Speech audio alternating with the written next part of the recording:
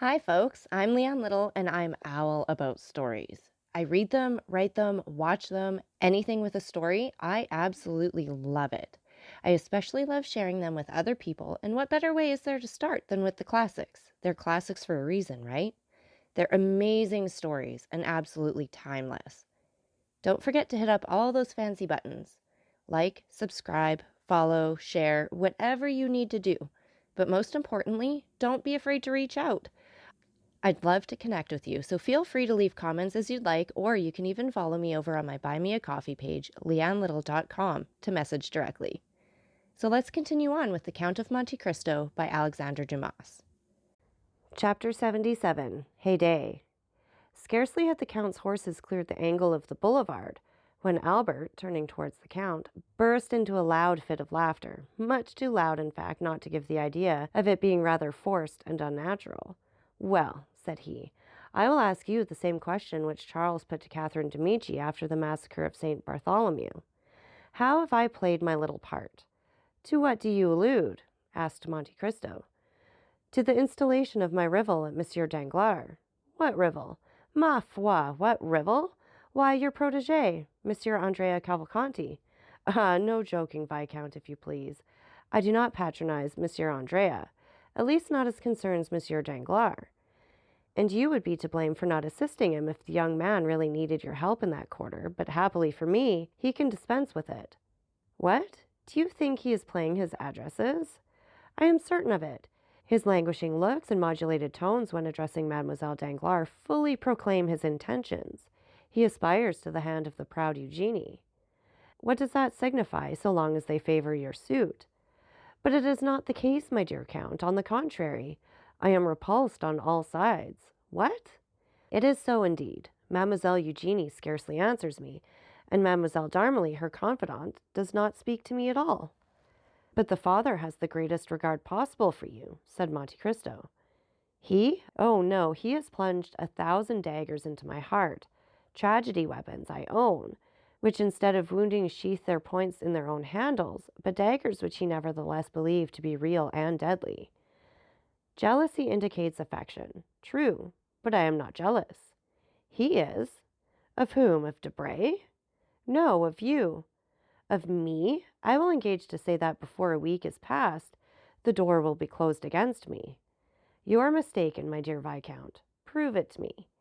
"Do you wish me to do so?" "Yes." "Well, I am charged with the commission of endeavoring to induce the Comte de Morcerf to make some definite arrangement with the Baron." "By whom are you charged?" "By the Baron himself." "Oh," said Albert with all the cajolery of which he was capable, "you surely will not do that, my dear Count." "Certainly I shall, Albert, as I have promised to do it." "Well," said Albert with a sigh, "it seems you are determined to marry me." "I am determined to try to be on good terms with everybody, at all events," said Monte Cristo. "But apropos of Debray, how is it that I have not seen him lately at the Baron's house?" "There has been a misunderstanding." "What, with the Baroness?" "No, with the Baron." "Has he perceived anything?" "Ah, that is a good joke." "Do you think he suspects?" said Monte Cristo with charming artlessness. "Where do you come from, my dear Count?" said Albert. "From Congo, if you will." "It must be farther off than even that. But what do I know of your Parisian husbands?" "Oh, my dear Count, husbands are pretty much the same everywhere. An individual husband of any country is a pretty fair specimen of the whole race." "But then, what can have led to the quarrel between Danglars and Debray? They seem to understand each other so well," said Monte Cristo with renewed energy. "Ah, now you are trying to penetrate into the mysteries of Isis, in which I am not initiated. When Monsieur Andrea Cavalcanti has become one of the family, you can ask him that question." The carriage stopped. "Here we are," said Monte Cristo. "It is only 10:30. Come in." "Certainly I will." "My carriage shall take you back." "No, thank you. I gave orders for my coupé to follow me." "There it is, then," said Monte Cristo, as he stepped out of the carriage. They both went into the house. The drawing-room was lighted up. They went in there. "You will make tea for us, Baptistin," said the Count. Baptistin left the room without waiting to answer, and in 2 seconds reappeared, bringing on a tray all that his master had ordered, ready prepared, and appearing to have sprung from the ground like the repasts which we read of in fairy tales. Really, my dear Count, said Morcerf, what I admire in you is not so much your riches, for perhaps there are people even wealthier than yourself, nor is it only your wit, for Beaumarchais might have possessed as much, but it is your manner of being served, without any questions, in a moment, in a second. It is as if they guessed what you wanted by your manner of ringing, and made a point of keeping everything you can possibly desire in constant readiness. What you say is perhaps true. They know my habits. For instance, you shall see. How do you wish to occupy yourself during tea time? Ma foi, I should like to smoke. Monte Cristo took the gong and struck it once. In about the space of a second, a private door opened, and Ali appeared, bringing 2 chibouques filled with excellent latakia. It is quite wonderful, said Albert. Oh, no, it is as simple as possible, replied Monte Cristo. Ali knows I generally smoke when I am taking tea or coffee. He has heard that I ordered tea, and he also knows that I brought you home with me. When I summoned him, he naturally guessed the reason of my doing so. And as he comes from a country where hospitality is especially manifested through the medium of smoking, he naturally concludes that we shall smoke in company, and therefore brings 2 chibouques instead of 1. And now the mystery is solved. Certainly you give a most commonplace air to your explanation, but is it not the less true that you— but what do I hear? And Morcerf inclined his head towards the door, through which sounds seemed to issue resembling those of a guitar. Ma foi, my dear Viscount, you are fated to hear music this evening. You have only escaped from Mademoiselle Danglars' piano to be attacked by Haydee's guzla. Haydee, what an adorable name! There are, then, really women who bear the name of Haydee anywhere but in Byron's poem? Certainly there are. Haydee is a very uncommon name in France, but is common enough in Albania and Epirus. It is as if you said, for example, chastity, modesty, innocence. It is a kind of baptismal name, as you Parisians call it. Oh, that is charming, said Albert. How I should like to hear my countrywomen called Mademoiselle Goodness, Mademoiselle Silence, Mademoiselle Christian Charity. Only think, then, if Mademoiselle Danglars, instead of being called Claire Marie Eugenie, had been named Mademoiselle Chastity, Modesty, Innocence Danglars. What a fine effect that would have produced on the announcement of her marriage. Hush, said the Count. Do not joke in so loud a tone. Haydee may hear you, perhaps. And you think she would be angry?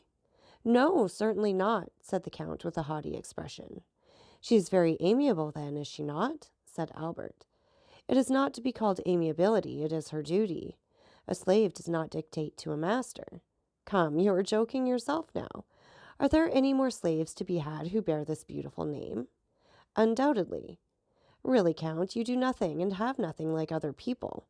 The slave of the Count of Monte Cristo, why, it is a rank of itself in France. And from the way in which you lavish money, it is a place that must be worth 100,000 francs a year. 100,000 francs!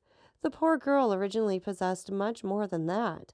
She was born to treasures in comparison with which those recorded in 1001 Nights would seem but poverty. She must be a princess, then.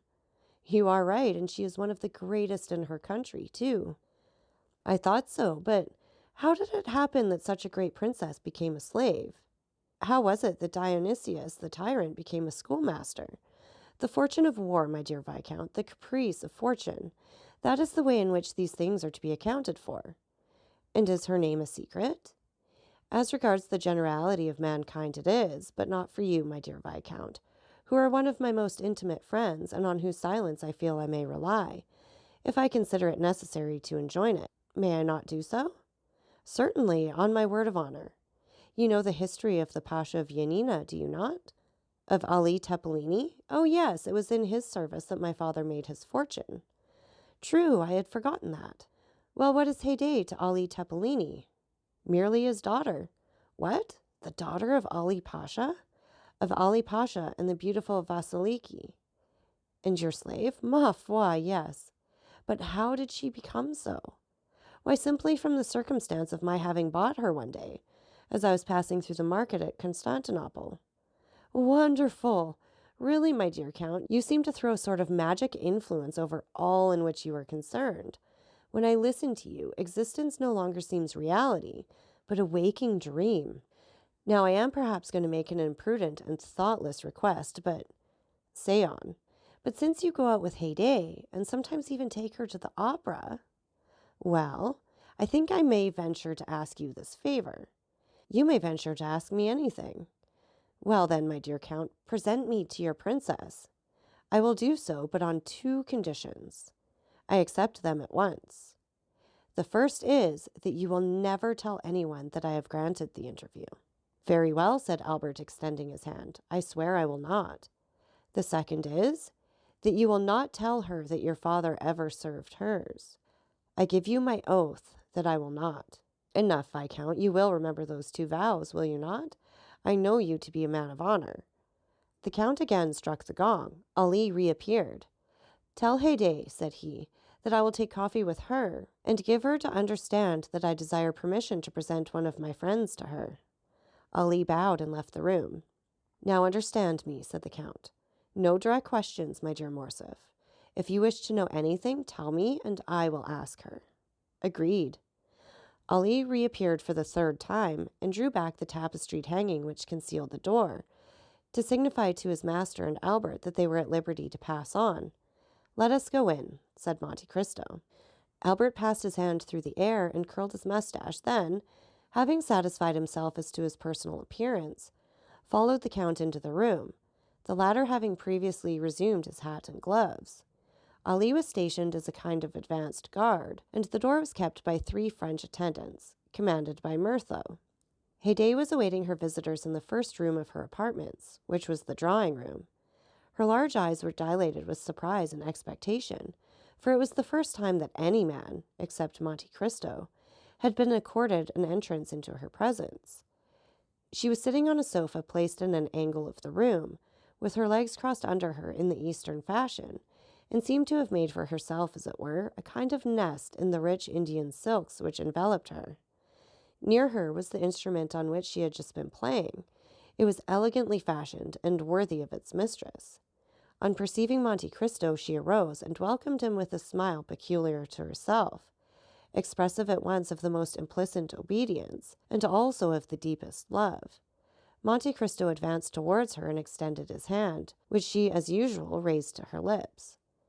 Albert had proceeded no further than the door, where he remained rooted to the spot, being completely fascinated by the sight of such surpassing beauty, beheld as it was for the first time, and of which an inhabitant of more northern climes could form no adequate idea.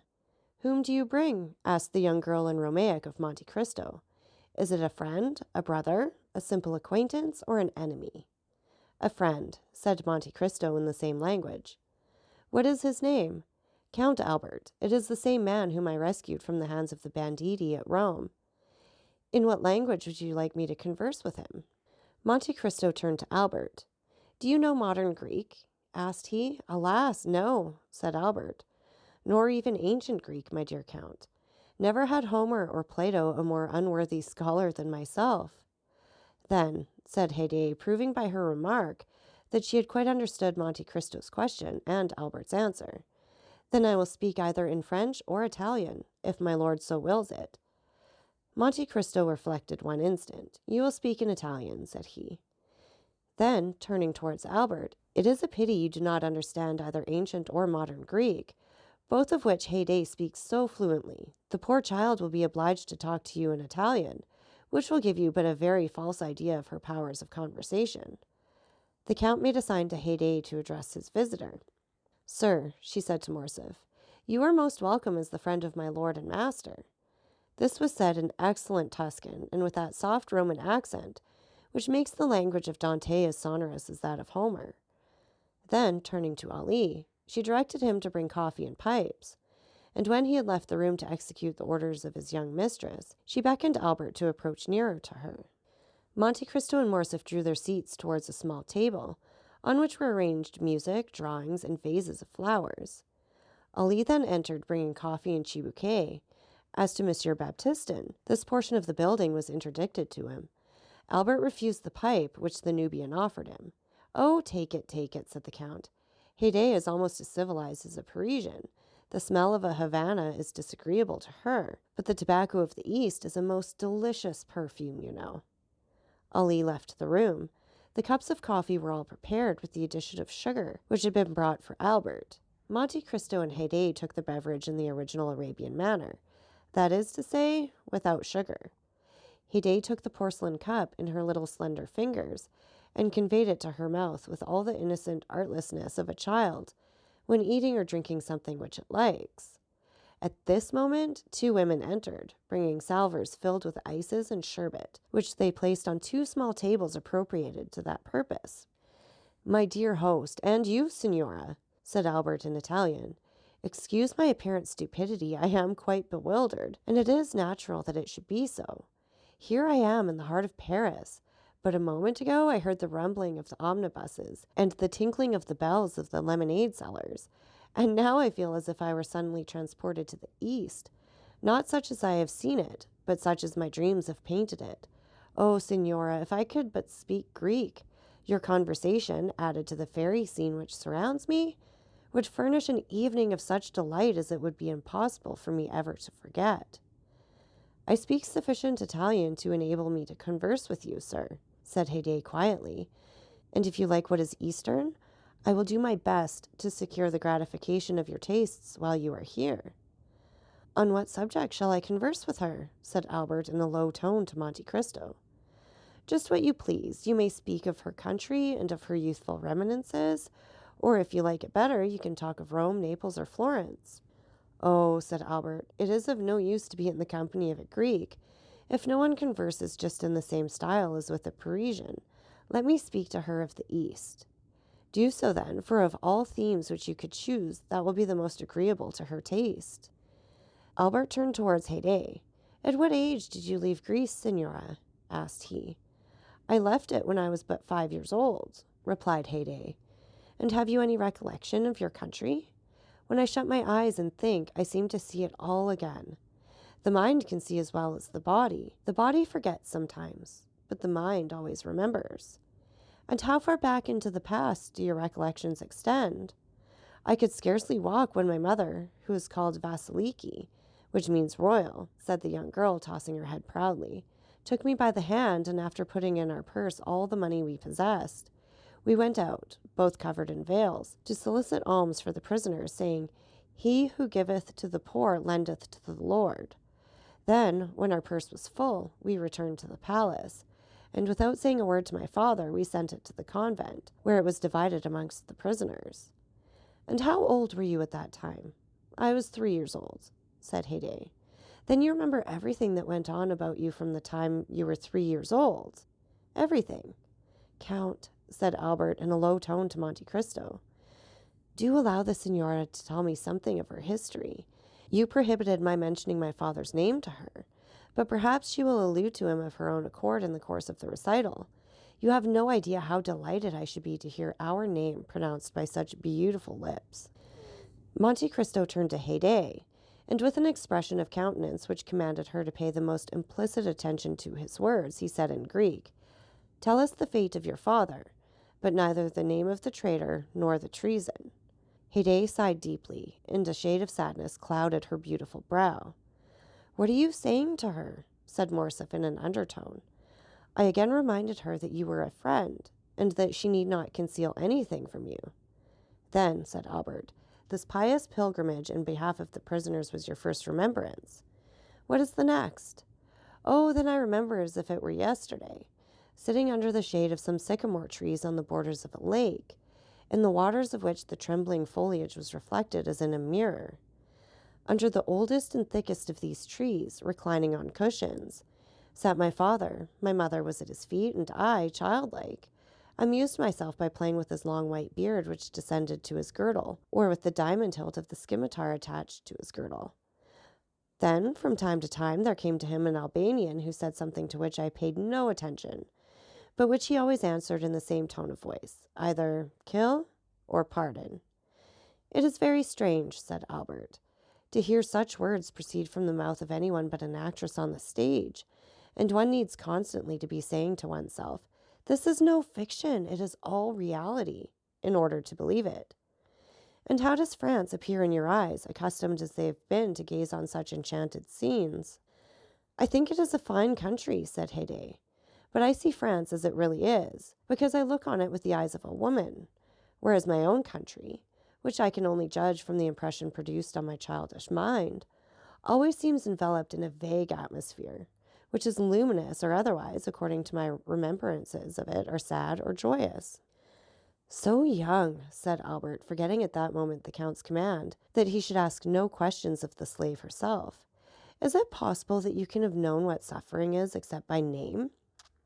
Haydee turned her eyes towards Monte Cristo, who, making at the same time some imperceptible sign, murmured, "Speak."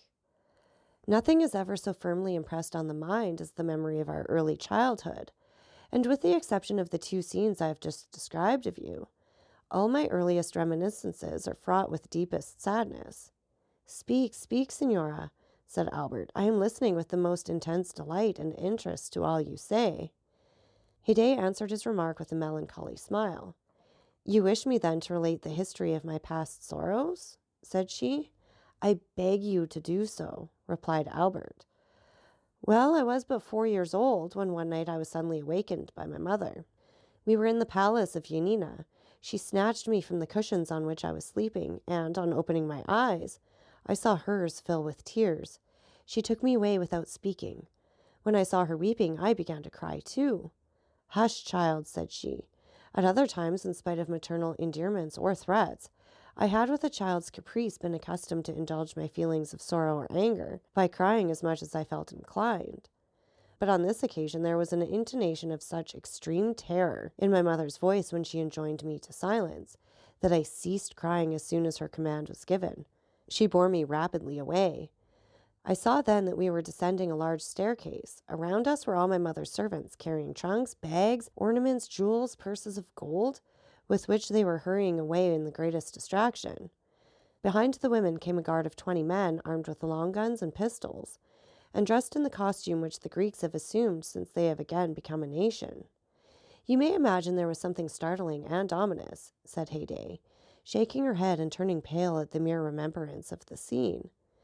In this long file of slaves and women only half aroused from sleep? Or at least so they appeared to me, who was myself scarcely awake. Here and there on the walls of the staircase were reflected gigantic shadows, which trembled in the flickering light of the pine torches till they seemed to reach the vaulted roof above. "Quick!" said a voice at the end of the gallery. This voice made everyone bow before it, resembling in its effect the wind passing over a field of wheat, by its superior strength forcing every ear to yield obeisance. As for me, it made me tremble. This voice was that of my father. He came last, clothed in his splendid robes, and holding his hand the carbine which your emperor presented him.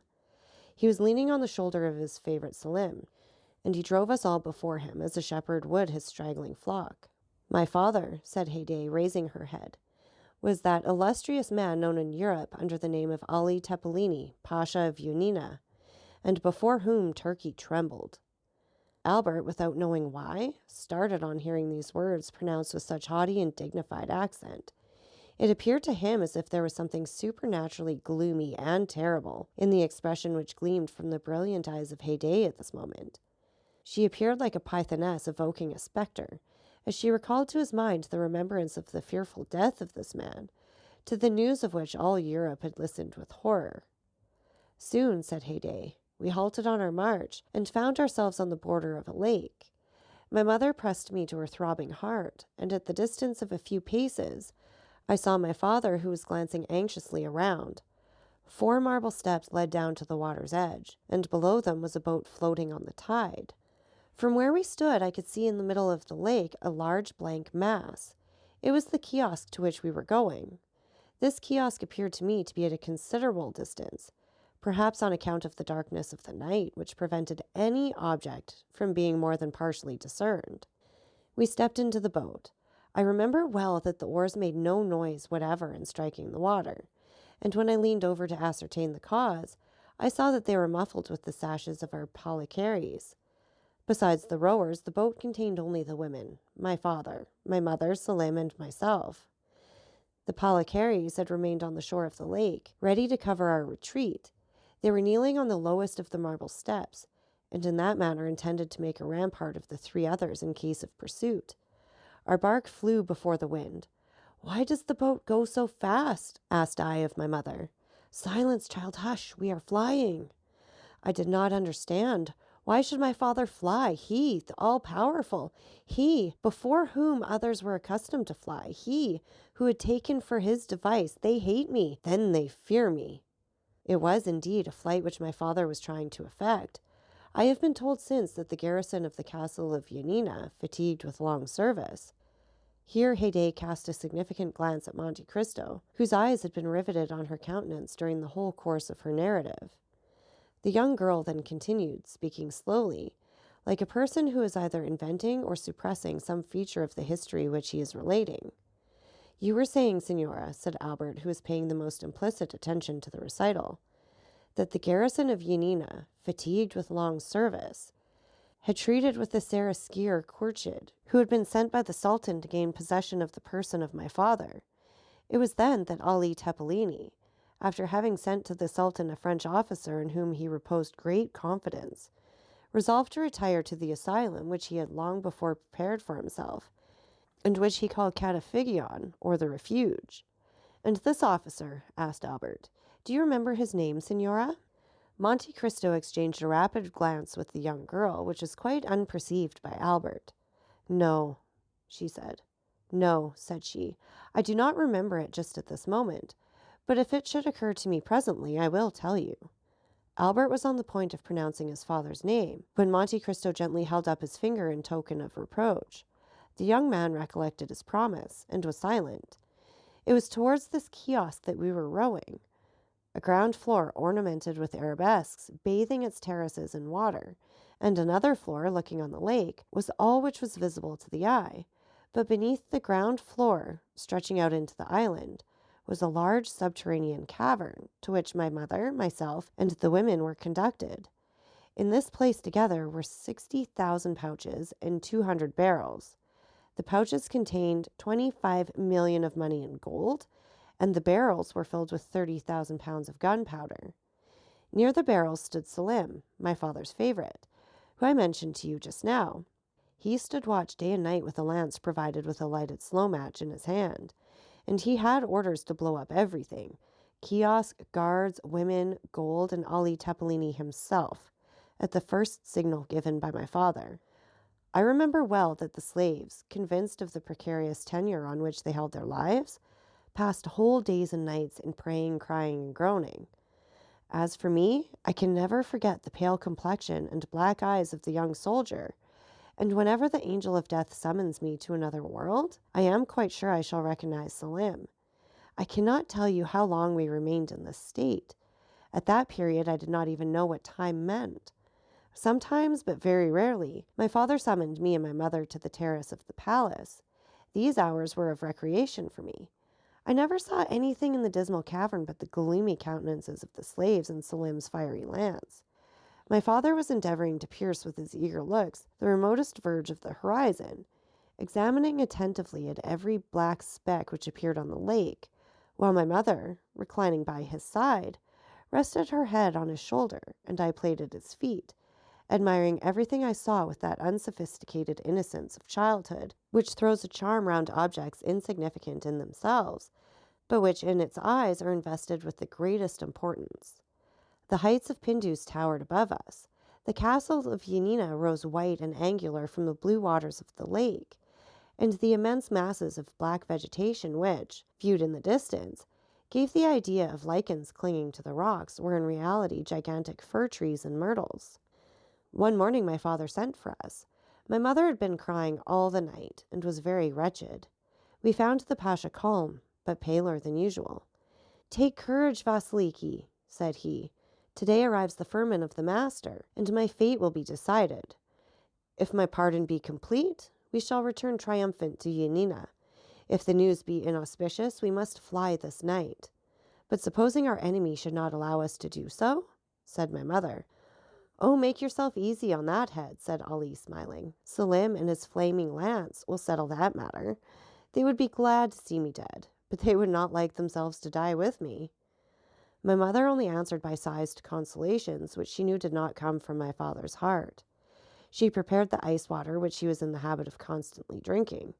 for since his sojourn at the kiosk he had been parched by the most violent fever, after which she anointed his white beard with perfumed oil and lighted his chibuke, which he sometimes smoked for hours together, quietly watching the wreaths of vapor that ascended in spiral clouds and gradually melted away in the surrounding atmosphere. Presently he made such a sudden movement that I was paralyzed with fear. Then, without taking his eyes from the object which had first attracted his attention, he asked for his telescope. My mother gave it to him, and as she did so, looked whiter than the marble against which she leaned. I saw my father's hand tremble. "A boat. 2, 3, murmured my father. 4. He then arose, seizing his arms and priming his pistols. "Vasiliki," he said to my mother, trembling perceptibly, "the instant approaches which will decide everything. In the space of half an hour we shall know the emperor's answer.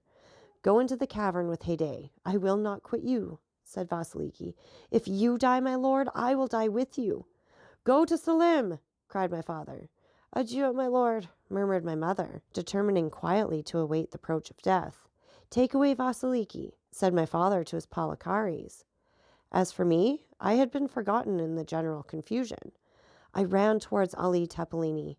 He saw me hold out my arms to him, and he stooped down and pressed my forehead with his lips. Oh, how distinctly I remember that kiss. It was the last he ever gave me, and I feel as if it were still warm on my forehead.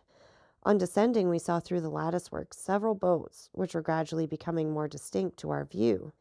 At first they appeared like black specks, and now they looked like birds skimming the surface of the waves. During this time, in the kiosk at my father's feet, were seated 20 Palikares, concealed from view by an angle of the wall and watching with eager eyes the arrival of the boats. They were armed with their long guns, inlaid with mother of pearl and silver, and cartridges in great numbers were lying scattered on the floor. My father looked at his watch and paced up and down with a countenance expressive of the greatest anguish. This was the scene which presented itself to my view as I quitted my father after that last kiss. My mother and I traversed the gloomy passage leading to the cavern. Selim was still at his post and smiled sadly on us as we entered. We fetched our cushions from the other end of the cavern and sat down by Selim. In great dangers the devoted ones cling to each other, and, young as I was, I quite understood that some imminent danger was hanging over our heads. Albert had often heard, not from his father, for he never spoke on the subject, but from strangers, the description of the last moment of the Vizier of Yanina. He had read different accounts of his death, but the story seemed to acquire fresh meaning from the voice and expression of the young girl, and her sympathetic accent and the melancholy expression of her countenance at once charmed and horrified him.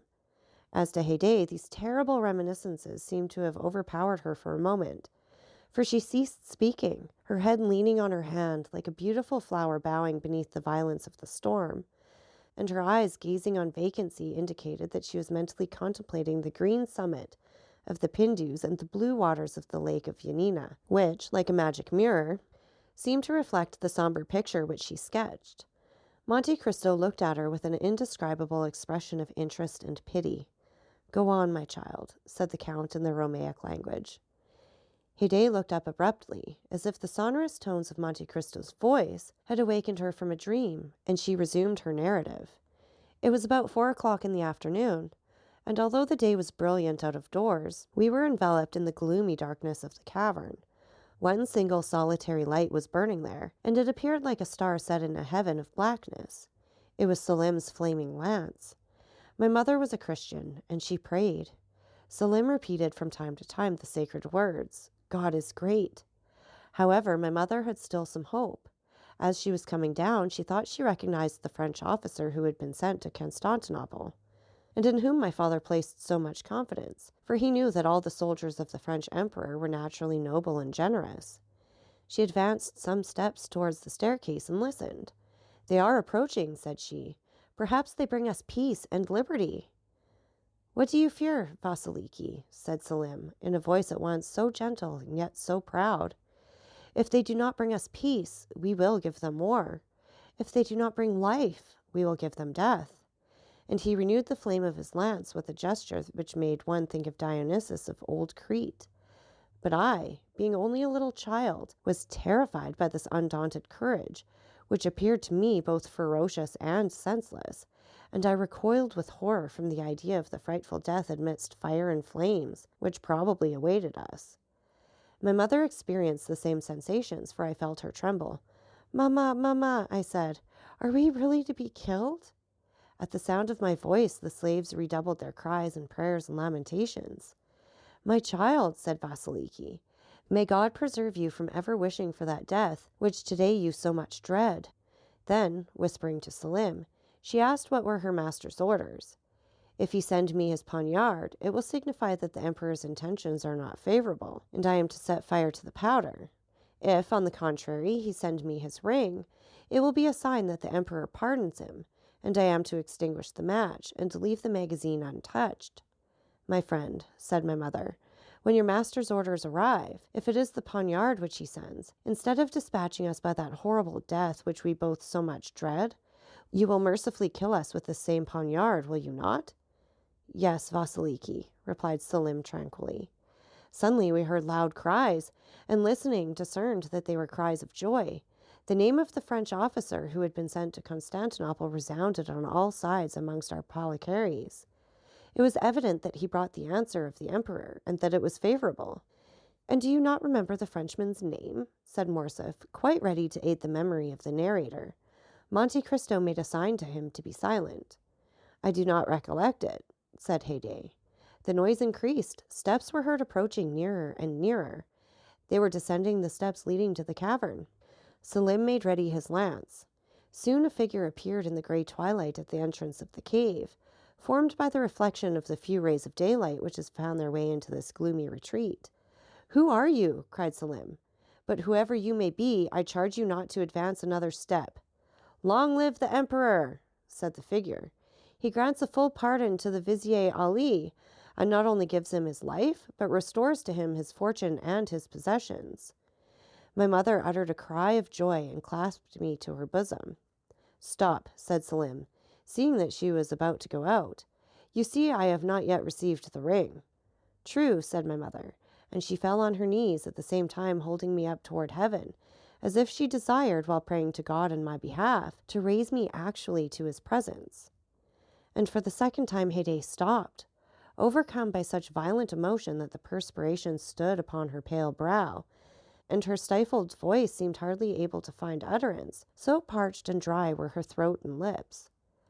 Monte Cristo poured a little iced water into a glass, and presented it to her, saying with a mildness, in which was also a shade of command, "Courage." Haydee dried her eyes and continued. By this time our eyes, habituated to the darkness, had recognized the messenger of the Pasha. It was a friend. Selim had also recognized him, but the brave young man only acknowledged one duty, which was to obey. "And in whose name do you come?" said he to him. "I come in the name of our master, Ali Tepelini." "If you come from Ali himself," said Selim, "you know what you were charged to remit to me." "Yes," said the messenger, "and I bring you his ring." At these words he raised his hand above his head to show the token, but it was too far off, and there was not light enough to enable Selim, where he was standing, to distinguish and recognize the object presented to his view. "I do not see what you have in your hand," said Selim. "Approach, then," said the messenger, "or I will come nearer to you if you prefer it." "I will agree to neither one nor the other," replied the young soldier. "Place the object which I desire to see in the ray of light which shines there, and retire while I examine it." "Be it so," said the envoy, and he retired, after first having deposited the token agreed on in the place pointed out to him by Selim. Oh, how our hearts palpitated, for it did indeed seem to be a ring which was placed there. But was it my father's ring? That was the question. Selim, still holding in his hand the lighted match, walked towards the opening in the cavern, and, aided by the faint light which streamed in through the mouth of the cave, picked up the token. "It is well," said he, kissing it. "It is my master's ring." And, throwing the match on the ground, he trampled on it and extinguished it. The messenger uttered a cry of joy and clapped his hands. At this signal 4 soldiers of the Seraskier Korchid suddenly appeared, and Selim fell, pierced by 5 arrows. Each man had stabbed him separately, and, intoxicated by their crime, though still pale with fear, they sought all over the cavern to discover if there was any fear of fire. after which they amused themselves by rolling on the bags of gold. At this moment, my mother seized me in her arms, and hurrying noiselessly along numerous turnings and windings known only to ourselves, she arrived at a private staircase of the kiosk, where was a scene of frightful tumult and confusion. The lower rooms were entirely filled with Korchid's troops, that is to say, with our enemies. Just as my mother was on the point of pushing open a small door, we heard the voice of the Pasha sounding in a loud and threatening tone. My mother applied her eye to the crack between the boards. I luckily found a small opening which afforded me a view of the apartment and what was passing within. "What do you want?" said my father to some people who were holding a paper inscribed with characters of gold. "What we want," replied one, "is to communicate to you the will of His Highness. Do you see this firman?" "I do," said my father. "Well, read it. He demands your head." My father answered with a loud laugh, which was more frightful than even threats would have been. And he had not ceased when 2 reports of a pistol were heard. He had fired them himself and had killed 2 men. The Polycaries, who were prostrated at my father's feet, now sprang up and fired, and the room was filled with fire and smoke. At the same instant, the firing began on the other side, and the balls penetrated the boards all around us. Oh, how noble did the Grand Vizier, my father, look at that moment, in the midst of the flying bullets, his scimitar in his hand, and his face blackened with the powder of his enemies. And how he terrified them, even then, and made them fly before him. "Selim! Selim!" cried he. "Guardian of the fire, do your duty!" "Selim is dead," replied a voice which seemed to come from the depths of the earth. "And you are lost, Ali." At the same moment an explosion was heard, and the flooring of the room in which my father was sitting was suddenly torn up and shivered to atoms. The troops were firing from underneath. 3 or 4 Polycaries fell with their bodies literally plowed with wounds. My father howled aloud, plunged his fingers into the holes which the balls had made, and tore up one of the planks entire. But immediately through this opening, 20 more shots were fired, and the flame, rushing up like fire from a crater of a volcano, soon reached the tapestry, which it quickly devoured. In the midst of all this frightened tumult and the terrific cries, 2 reports, fearfully distinct, followed by 2 shrieks more heartrending than all, froze me with terror.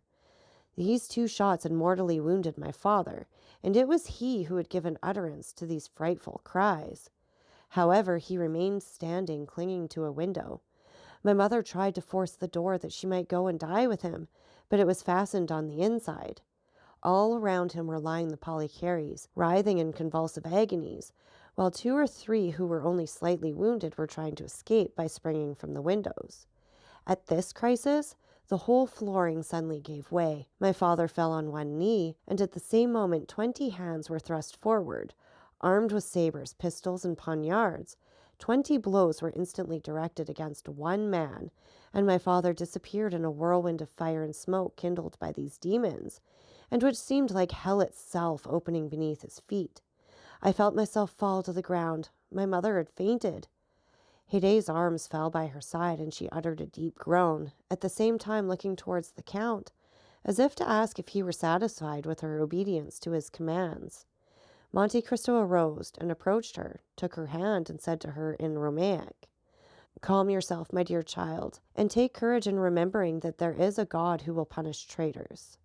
"It is a frightful story, Count," said Albert, terrified at the paleness of Haydee's countenance, "and I reproach myself now for having been so cruel and thoughtless in my request." "Oh, it is nothing," said Monte Cristo. Then patting the young girl on the head, he continued, "Haydee is very courageous, and she sometimes even finds consolation in the recital of her misfortunes." "Because, my lord," said Haydee eagerly, "my miseries recall to me the remembrance of your goodness." Albert looked at her with curiosity, for she had not yet related what he most desired to know, how she had become the slave of the Count. Haydee saw at a glance the same expression pervading the countenances of her 2 auditors. She continued, "When my mother recovered her senses, we were before the Seraskier. 'Kill,' said she, 'but spare the honor of the widow of Ali.' 'It is not to me to whom you must address yourself,' said Kurchid. 'To whom, then?' 'To your new master.' 'Who, and where is he?' 'He is here.' And Kurchid pointed out one who had more than any other contributed to the death of my father. said Haydee in a tone of chastened anger. Then, said Albert, you became the property of this man? No, replied Haydee. He did not dare to keep us, so we were sold to some slave merchants who were going to Constantinople. We traversed Greece and arrived half dead at the imperial gates. They were surrounded by a crowd of people who opened a way for us to pass, when suddenly my mother, having looked closely at an object which was attracting their attention, uttered a piercing cry and fell to the ground, pointing as she did so to a head which was placed over the gates, and beneath which were inscribed these words: "This is the head of Ali Tepelini, Pasha of Yanina." I cried bitterly and tried to raise my mother from the earth, but she was dead. I was taken to the slave market and was purchased by a rich Armenian. He caused me to be instructed, gave me masters, and when I was 13 years of age, he sold me to the Sultan Mahmud, of whom I bought her, said Monte Cristo. As I told you, Albert, with the emerald which formed a match to the one I had made into a box for the purpose of holding my hashish pills. Oh, you are good, you are great, my lord, said Haydee, kissing the count's hand. And I am very fortunate in belonging to such a master. Albert remained quite bewildered with all that he had seen and heard. Come, finish your cup of coffee, said Monte Cristo. The history is ended. So that's it for this chapter. And again, take a minute to like, subscribe, and share. And don't forget that I love hearing from all of you. So please leave any comments you'd like, or you can follow me over on my Buy Me a Coffee page, leannelittle.com. That's LIANELITTLE.com. And thank you so much for listening. Remember, it's Owl about the story. Have a great day.